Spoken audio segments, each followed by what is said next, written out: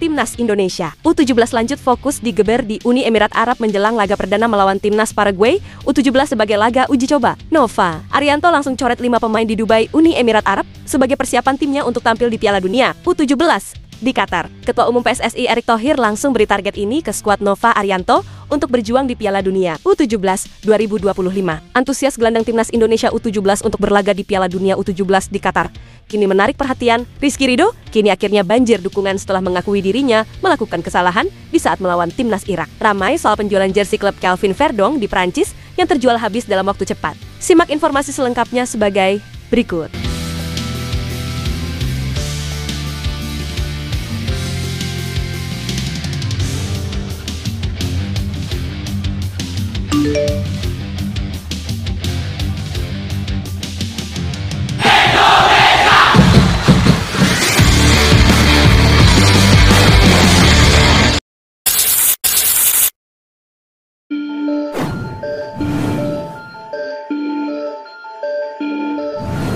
Menjelang bergulirnya Piala Dunia U17 2025 di Qatar kini, Timnas Indonesia U17 tengah menjalani persiapan akhir yang penuh intensitas. Di bawah komando Nova Arianto, skuad Garuda Muda terus fokus di pemusatan latihan di Dubai, Uni Emirat Arab sebagai bagian penting dari tahap akhir sebelum keberangkatan ke Qatar. Dari fase ini, 5 pemain resmi dicoret dari daftar 26 nama awal, sehingga kini tersisa 21 pemain yang akan menjadi skuad final. Sejak awal Oktober ini, Nova Arianto memusatkan latihan tim di Jakarta sebelum bertolak ke Dubai untuk menghadapi serangkaian uji coba internasional. Agenda ini menjadi kesempatan terakhir bagi pelatih untuk menilai kesiapan fisik, taktik, dan mental pemainnya. Di Dubai, Timnas U17 dijadwalkan akan melawan tim-tim kuat seperti Paraguay, Panama, dan juga Afrika Selatan. Menurut Nova, uji coba tersebut tidak sekedar untuk mencari kemenangan, akan tetapi untuk menjadi tolak ukur kesiapan tim dalam menghadapi atmosfer kompetisi dunia. Kami ingin melihat siapa yang benar-benar siap secara total, baik secara fisik maupun mental, ungkap Nova Arianto. Ya, keputusan mencoret 5 pemain bukanlah hal mudah. Namun,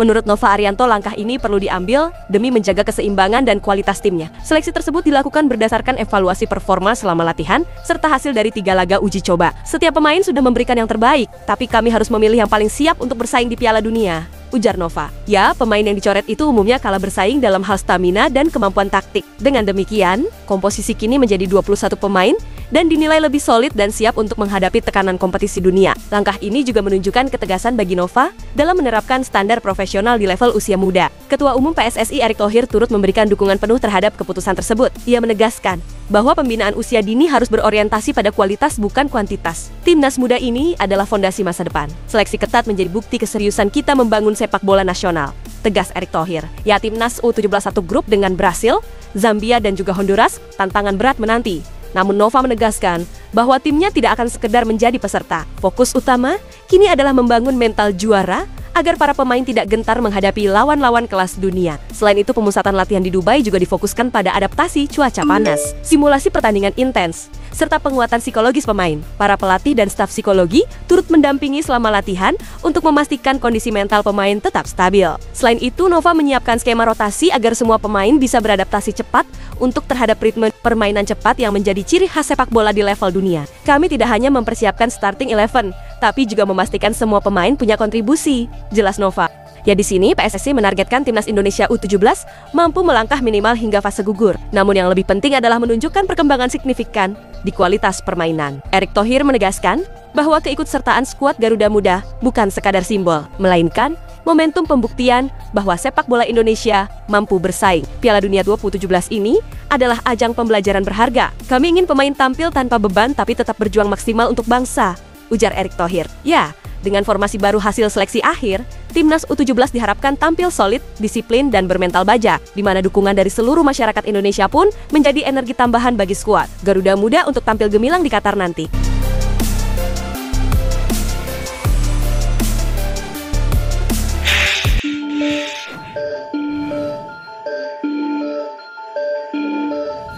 Timnas Indonesia U17 diketahui memang terus mematangkan persiapan sebelum berlaga di Piala Dunia U17, di mana skuad Garuda Muda kini tengah menjalani pemusatan latihan di Dubai, Uni Emirat Arab. Gelandang Timnas Indonesia U17 yaitu Evandra Florasta pun mengungkapkan fakta unik mengenai persiapan timnya menjelang berlaga di Piala Dunia. Ya, menariknya, Ada upaya dari para pemain timnas Indonesia U17 untuk saling mengerti dan terikat satu sama lain. Menurut Evandra, para punggawa skuad Garuda Muda sangat sering untuk mengobrol. Saya rasa sudah cukup. Dan kalau perlu, lebih ditingkatkan lagi, biar lebih akrab satu sama lain dan mengerti satu sama lain. Dan mengobrol, kata Evandra. Setelah kami mengumpulkan HP, kami mengobrol di lorong begitu, kami mengobrol satu sama lain, bercanda bareng. Jadi untuk menambah chemistry, kata sang pemain. Ya, Evandra pun tampak sangat termotivasi untuk berlaga bersama timnas Indonesia U17 di Piala Dunia U17 ini, di mana ajang di level dunia itu akan menjadi panggung spesial bagi Evandra dan kolega. Untuk saya sendiri, sangat-sangat senang dan sangat menantikannya karena tidak sabar, kurang dari 2 minggu lagi Piala Dunia. Jadi, perasaan saya sangat senang, ujar Evandra. Ya, sementara itu Nova Arianto sadar bagaimana krusialnya Piala Dunia U17 ini. Yang pasti secara level lawan kita tahu ya, secara level lawan pastinya berbeda dengan Piala AFF atau di Piala Asia. Karena sekali lagi di Piala Dunia levelnya dikatakan sebagai level tertinggi di sepak bola. Jelas Nova Arianto.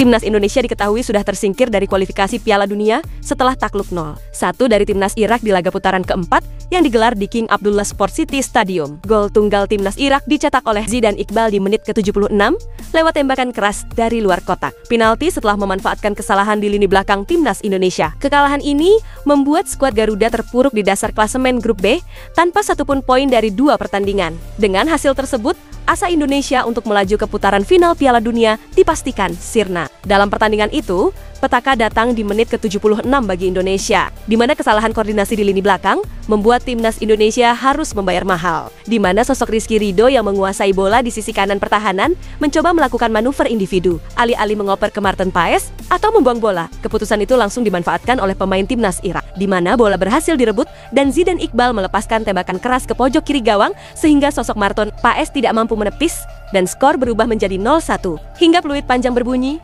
skor pun tidak berubah, di mana timnas Indonesia harus mengakui keunggulan timnas Irak dan dipastikan tersingkir dari babak kualifikasi. Waktu lawan Irak, momen di sisi kanan belakang itu memang keputusan saya sendiri yang salah, ujar Rizky Ridho di dalam acara Video Sports Festival. Di sepak bola, sepersekian detik saja salah bisa berakibat fatal seperti itu. Saya pertama sudah lihat Martin dan juga pemain Irak yang datang menekan. Saya kira dia akan lari ke Martin Paes untuk pressing. Jadi saya keping bolanya ke sana.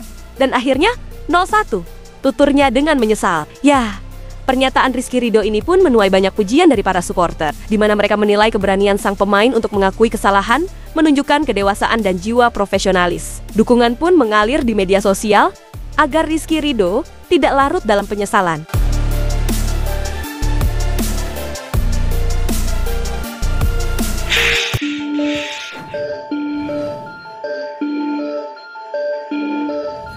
Jersey pemain bintang timnas Indonesia yaitu Calvin Verdong kini dikabarkan terjual habis di klubnya di Prancis. Kabar ini diketahui melalui unggahan video di akun Instagram Lille yang berkolaborasi dengan konten kreator Matias pada Selasa malam kemarin. Dalam video tersebut, Matias terlihat mewawancarai Calvin Verdong setelah pertandingan. Di momen tersebut, Matias mengungkapkan bahwa ia tidak bisa membeli jersey dengan nama punggung Calvin Verdong di toko resmi Lille karena semua stok jersey tersebut telah habis terjual. Beberapa hari yang lalu, saya datang ke toko dan saya ingin mengecek jersey kamu. Saya bertanya, bagaimana penjualan untuk pemain Indonesia? Dan mereka bilang, sudah habis terjual, ujar Matias di dalam videonya. Ya, Matias pun juga menambahkan bahwa bukan hanya dirinya yang gagal mendapatkan jersey Calvin Verdong, akan tetapi ada seorang wanita asal Indonesia yang juga mengalami hal yang sama. Saat itu, ada seorang wanita Indonesia, ayahnya bekerja untuk PSSI, dia mencari jersey kamu, tapi ternyata sudah terjual habis. Sebenarnya hanya cari jersey ketiga atau keempat, kata Matias. Ya, kemudian Matias juga menyebutkan bahwa jersey keempat Lille dengan warna merah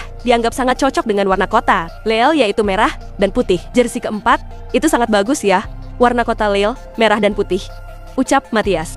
Itulah ulasan terkini hangat dan menarik yang dapat kami sajikan hari ini. Jangan lupa dukung terus tim Merah Putih di channel ini dan salam olahraga.